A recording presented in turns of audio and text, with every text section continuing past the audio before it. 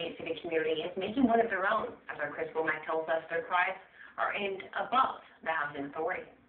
Prayer can help a lot. Prayer change things. Prayer is simply communication with God.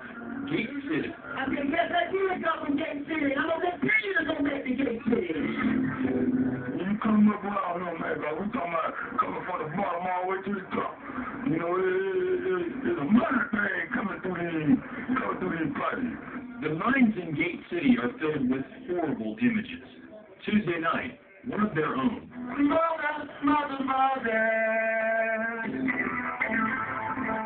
was taken from the earth in a fiery explosion.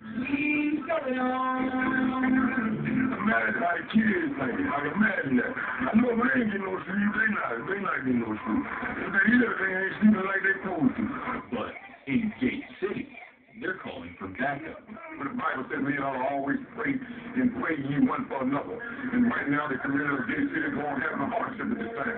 Because when this kind of hit, it just don't hit the neighborhood of Gate City. It hit throughout the state of Birmingham, throughout this nation.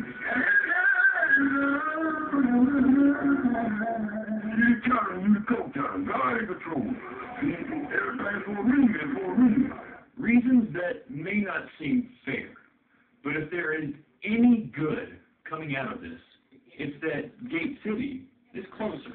Because Gate City community as a whole, not just the people that fell through tragedy, but you know, we're praying for all of them. In Gate City, Chris Womack, CBS 42 News.